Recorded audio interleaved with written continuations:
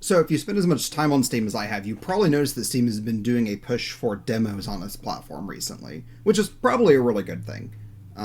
Or at least I'm seeing a lot of demos for idle games, which is what I look at a lot. But this video is not about idle games. That'll be a later one.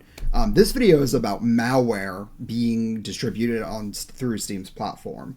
Now, the game, which is titled Sniper Phantom's Resolution, has already been removed from Steam. They figured things out and they took it down. But there were several steps in figuring out this was because the game was very suspicious from the start.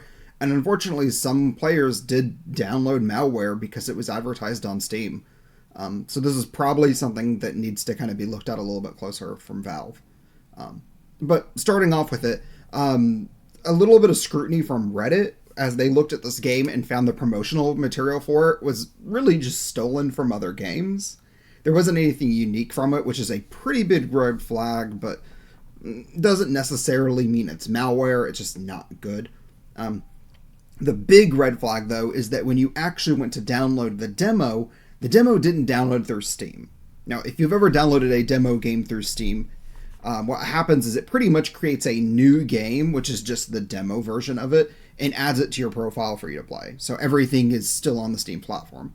But for this one, when you try to download the demo, it redirected to an external website, which is not how any of this stuff works. If you ever try to do this and it downloads to an external website, get out. It's bad. But on top of that, the executable that downloads for the demo was called Windows Defender Smart Screen.exe. Which, darn, that's, again, for people that are probably more tech savvy, that's a huge red flag. But I'm sure there's lots of people that don't know any better and wouldn't think anything of it.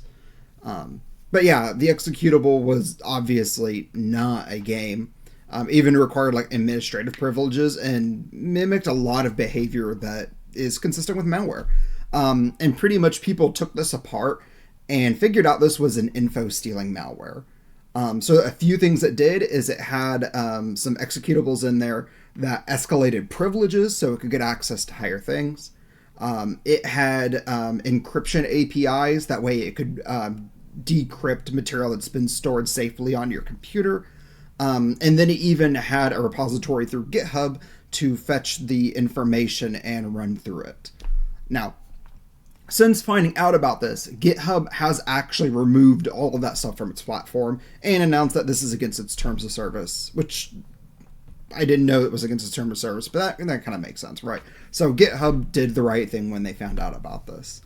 But it really, it seems like this was just malware to get people's information, but the really bad thing is that this was being distributed through Steam, which I think most people would agree is a relatively secure platform. And especially with more and more demos coming out, I think people don't really think anything of it, right?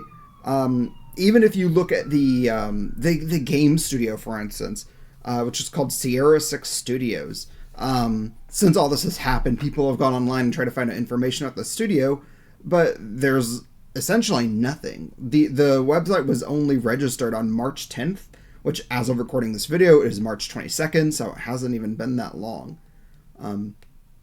Yeah, and this is just a little bit worrisome. Like, obviously, there's been jokes about, like, crypto miners in games on Steam. But yeah, this is actual malware, which is going to cause harm to people that's been distributed through the platform.